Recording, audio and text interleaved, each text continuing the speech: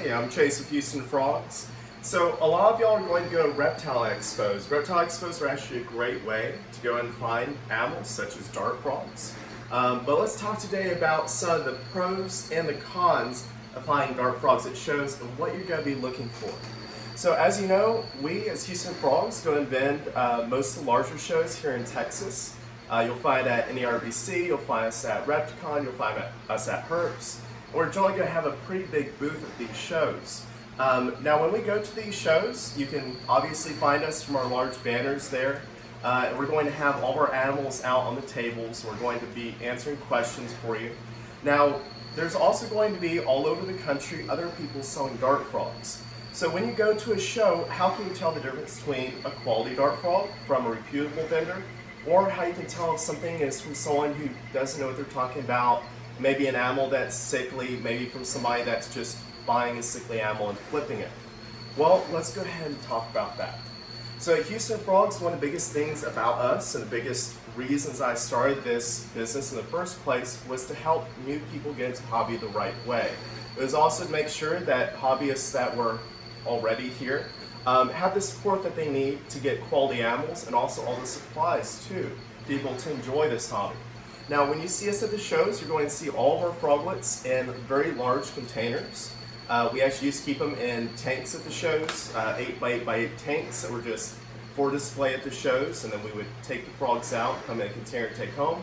But now we're actually putting them in 64-ounce containers that are set up sort of like a bioactive setup. You can actually keep them in there for a few days while you get your vivarium set up. If you need to go ahead and get it set up right then, you'll already have something established. Now, with that being said, you're also going to go to a lot of shows and you're going to see frogs that are going to be in little 8-ounce containers. Now, unfortunately, a lot of people do that. The reason we don't do that at Houston Frogs is because I like to actually mist the frogs, I like to feed the frogs, and I like to also give them somewhere to hide while they're at shows, because shows can be rather stressful for them. So I like to have leaf litter and things like that in there for them to be able to hide in. Now, one of the other biggest things about these shows is that when you look at the frogs there, sometimes when you're getting into this hobby, you can't tell things like SLS, NBD, you can't tell if it has ranavirus, you can't tell if it has chytrid, you can't tell if it has parasites. Now, us at Houston Frogs, we guarantee that all of our frogs are going to be NBD, SLS, ranavirus, chytrid, and parasite free. If you go to another reputable vendor, then they're probably going to have frogs that are going to be of a similar quality. Now, that's where reputation comes into play. Should you buy from someone that doesn't have reputation, someone that's just a new vendor out there, someone that's just buying frogs and flipping them, or should you buy from someone who's very reputable in the dart frog community, someone that has a lot of really good reviews on Facebook, on Google reviews, someone that you know is established in the hobby? So reputation is going to be a really big way that you're going to tell apart maybe getting very quality frogs versus somebody that maybe you shouldn't be buying from.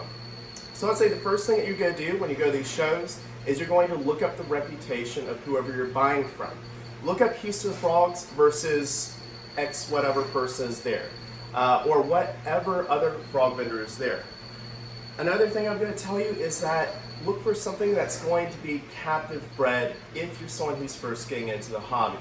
Now, if you're someone that has been in the hobby for a while, and you're someone that knows how to treat for ranavirus or chytrid, you know how to test for those, you know how to treat for parasites, you know the difference between a frog with SLS or NBD or one that's been properly supplemented, you know the difference between a emaciated frog and one that's proper health, and that's perfectly fine for you to get some wild-caught frogs for new genetics, and you know that you're going to have to quarantine for several months, test them, treat them, and then possibly have some issues. It's a great way to get some new bloodlines into the country. It's a great way to get some new species established. But I honestly don't recommend a wild-caught frog if you're a beginner, unless you're buying from someone who's already gone through all the steps of testing and treating to ensure you're getting a very healthy, long-term captive frog. Now, unfortunately, a lot of these wild-caught frogs that do go to these shows do die. Now, the reason for that is because a lot of them go into inexperienced hands. People don't know the difference between a frog that is skinny or a frog that is a proper weight. People don't know when it has a bone disease. And bone disease typically is from improper breeding, not necessarily from being wild caught. You can't see a lot of these things when you first get into the hobby without an extensive amount of research or extensive amount of experience. So that's why I suggest going with something that's going to be captive bred if it's one of your first frogs or if you're not very experienced in the hobby. So we're going to look at reputation, we're going to look at getting captive bred, which here at Houston Frogs we only sell captive bred. And then we're also going to look at what that person is going to be telling you about the frogs. So ask lots of questions. When it comes to dart frogs, especially when you're getting into it, there is literally no dumb question. Ask about ventilation, ask about humidity requirements, ask about how often you should feed them, what you should feed them, what you should supplement them.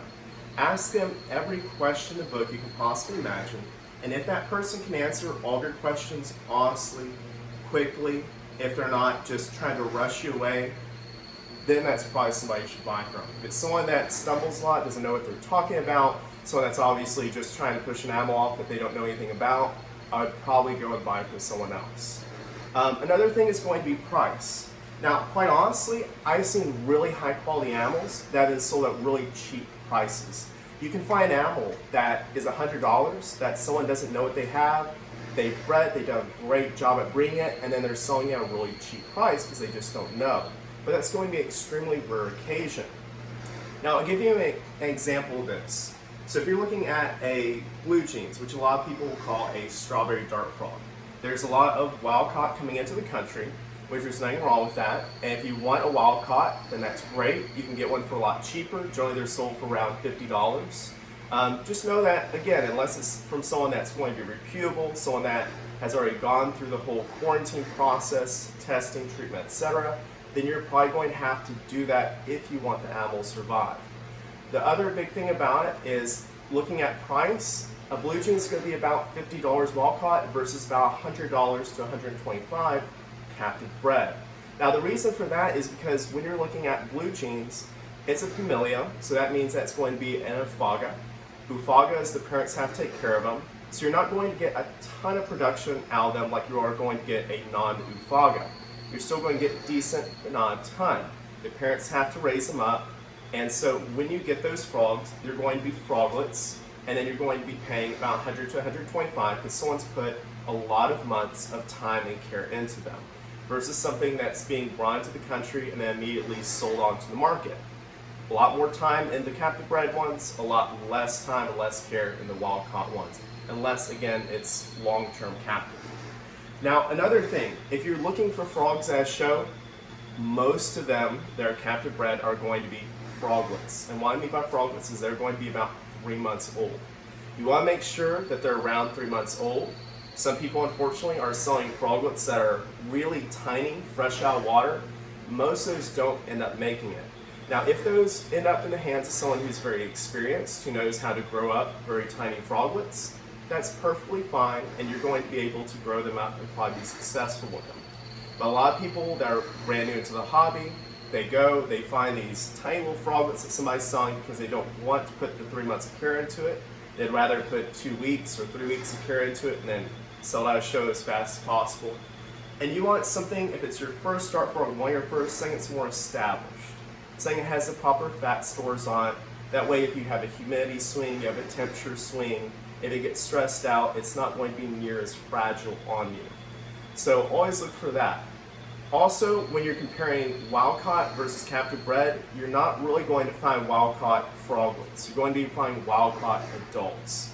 So typically that's one good way that you can tell the difference between a wild caught and a captive bred, is you're going to see that the wild caughts are going to be adults, captive bred are going to be froglets. Generally people are not going to be selling adult captive bred frogs unless they're either getting out of the hobby or maybe they have too many breeders, or they're retiring breeders or something like that, which they'll tell you about. But generally, if all the frogs on the table are going to be adults, they're going to be wild caught. So I'll reiterate, when you go to a show, what you're going to be looking for is you're going to be looking for someone that has a good reputation. You know, look on Google, look on Facebook, ask different froggers about them. You can make a post on any of the dart frog groups. Like here at Houston Frogs, if you look on Texas dart froggers, people will automatically refer you to us for your Texas dart frogs. Or if you go to another state, they'll have another recommendation for you in that particular state. So beyond reputation, ask lots of questions. Ask as many questions as you can. That way you're as knowledgeable as possible before you walk out that show with an animal. I can't tell you how many times I've seen at shows that I've attended, not necessarily I've vended at, but I've attended, that people will go up, buy an animal, and walk away. No questions asked. And that's great if you know what you're doing with the animal, and a lot of people do know what they're doing already, but it never hurts to ask questions. Just make sure you're getting a quality animal and make sure there's no spots that you miss. Like with dart frogs, one of the biggest things that people miss is supplementation. Some people I've seen at shows will sell dart frogs and they'll try to sell you every supplement they can. They'll try to sell you 4 different supplements, including a concentrated vitamin A supplement, which, by the way, if you're using something like Repashy Calcium Plus or Repashy Supervite, like we do here at Houston Frogs, those both have vitamin A in them, which is perfect for froglets. You're not going to have to supplement vitamin A unless, in its concentrated form, unless it's going to be an adult breeding frog. In that case, that's fine, up to 2 times a month at a maximum. Otherwise, you don't want to be supplementing froglets with a concentrated vitamin A supplement on top of the Supervite and the Calcium Plus, because you're going to get hypervitaminosis, which is not good and can kill your frog.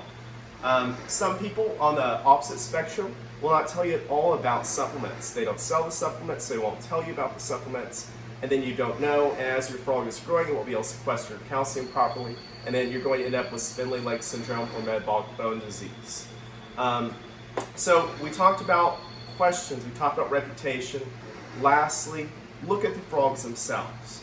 You can take pictures of the frogs if they allow you to, which they should if it's somebody who's a reputable vendor. Ask them to take pictures, post a picture up, ask people, hey, does this frog look okay? Does this look good? Is this actually a captive bred frog? I'm looking for that. Or, hey, I know this is probably a wild-caught frog. What do I need to do about this to be able to take care of it properly? If you post it up, dart froggers, we're really tight-knit. One of the biggest things about us is we love to help each other out. I'm here to help y'all out. A lot of other froggers are here to help y'all out. In the same sense, if someone messes over a dart frogger, then we all blacklist them. But the reason for that is because we're all here to grow the hobby, to help you out, to help us out, to help the frogs out, because that's what it's all about. So anyways, if you have any questions about dart frog shows or reptile and amphibian shows in general, or if you have any questions about dart frogs, please feel free to contact us. It's HoustonFrogs.com. Contact us on Facebook. Contact us at HoustonFrogs@yahoo.com, and have fun.